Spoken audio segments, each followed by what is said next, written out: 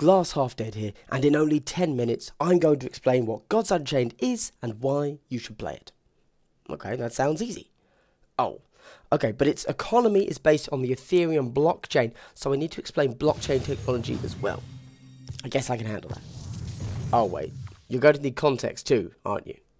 Okay, 10 minutes to explain Gods Unchained, how it's different from Hearthstone and Magic the Gathering Arena, how the blockchain works in this game and whether it's just a gimmick or if it actually makes sense, and why the Chinese government is bad, and how Activision Blizzard is complicit with concentration camps.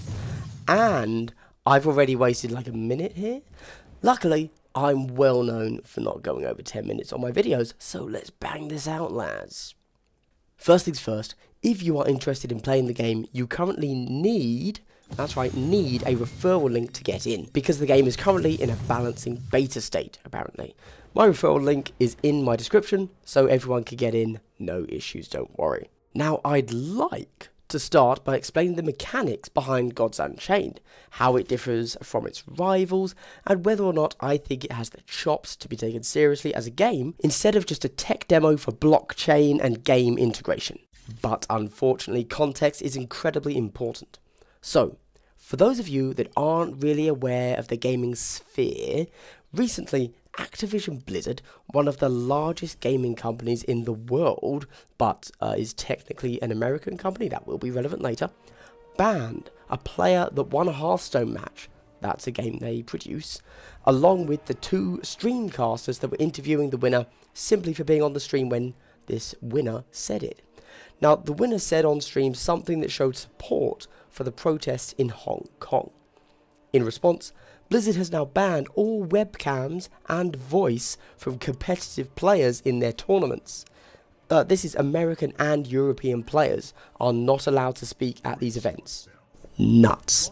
Now, in an effort to not make this into a political rant video, I'm going to summarise this real quick. It's an issue of human rights. ActiBliz, as Activision Blizzard is sometimes called by the lazy, aka me, is part owned by the Chinese company NetEase, who put out their own press statement in China that finishes their tweet by saying, "We will always respect and defend the pride of our country." Our country obviously being China. This statement shows clear bias towards China over others. Cool. Blizzard did not retract the statement made by their Chinese overseer company. Therefore, how they can be construed as anything other than complicit in the statement, I don't know. Right. Now, why is that bad? I mean, a company can show they support a country other than the one they're in, right? Yeah, definitely. But let's hypothesize that the country you are showing support for breaks human rights on the reg, is currently in a trade war with your own country, and is famously against free speech, exerting all of their financial dominance to crush it, even in your own country. Well, probably shouldn't side with them, should you? I don't know. Side note, we are against the Chinese government, not the Chinese people. Big distinction there. Also, anyone calling this a conspiracy theory either doesn't understand the origin of the term conspiracy theory or isn't paying attention.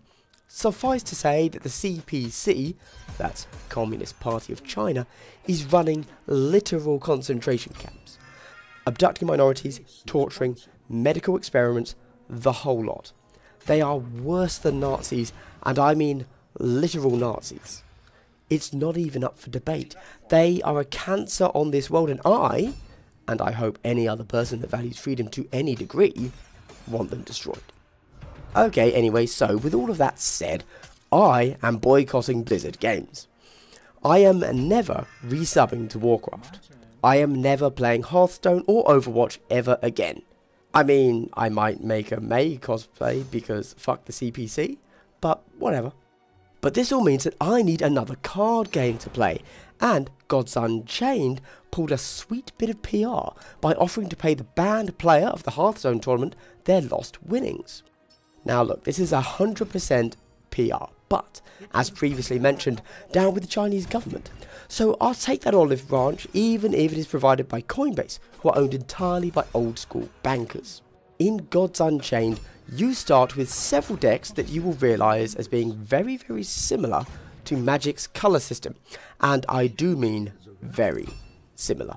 Outside of that, you can gain new cards by purchasing card packs or entering a raffle system, which you do simply by winning games and putting in your tokens.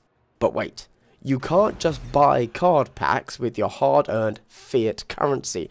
No, you have to buy it with Ethereum. Okay, right, onto the blockchain. I'm going to keep this real simple. Currently, the blockchain acts as the cheapest, most secure and fastest way to transfer large amounts of money. But a blockchain isn't really money, it's information. So, this heavily encrypted piece of information can be money, which is what banks are using it for, or it can be an image, or your personal information, or, in this case, a card. The blockchain also defines ownership and is a limited resource. Whilst in Hearthstone, all cards are entirely fictional, and there are, hypothetically, an infinite number of copies of a card.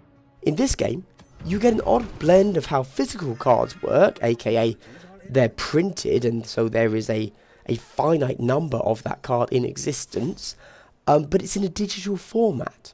There are a finite amount of cards created, and when you open a pack, you get one of those finite cards. Now, this means that there is actually a legitimate marketplace for these cards.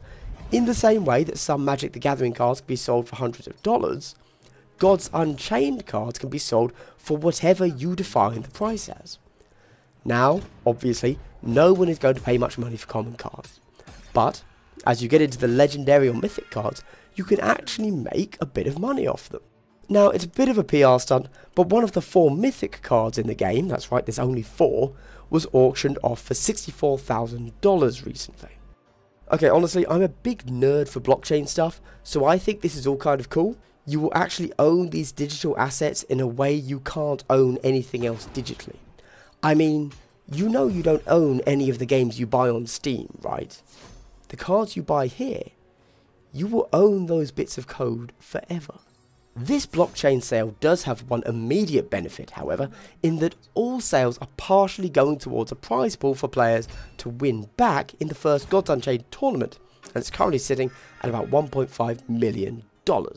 Not too bad, and let's be honest, pro players are interested in prize money and will bring a strong scene with them if they're enticed over, which is exactly what money does. Nice. Now, you may have noticed, I left the actual gameplay of Gods Unchained till last. Well, that's not because it's bad, not by any means, no. But, at the moment, it's not really the selling point of the game. Gods Unchained is a smashing together of mana system and hero power from Hearthstone with the mechanics of Magic the Gathering. There's a bit more to it than that, but essentially, that's the game. Oh, and it's still in beta, so it's less polished and definitely needs a bit of work on the client's responsiveness, if I'm honest. All in all, it's not a bad game, and it may even have the particular mixture of elements that genuinely makes it a better game for some people. But that's really down to personal taste.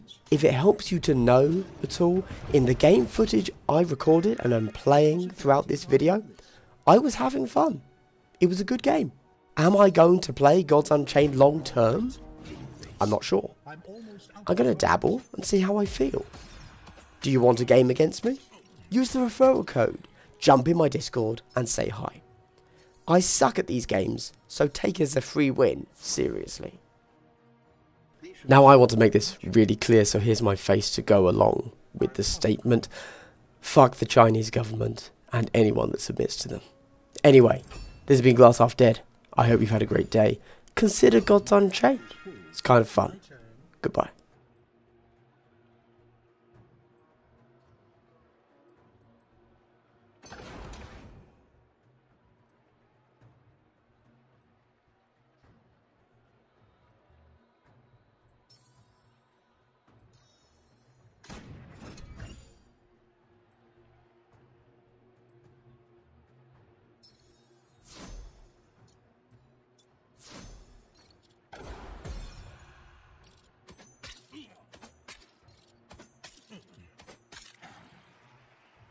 That's enough for now.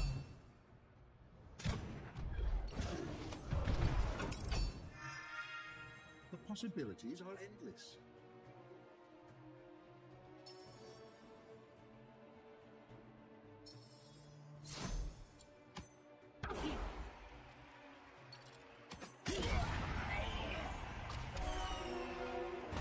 Consider this a win.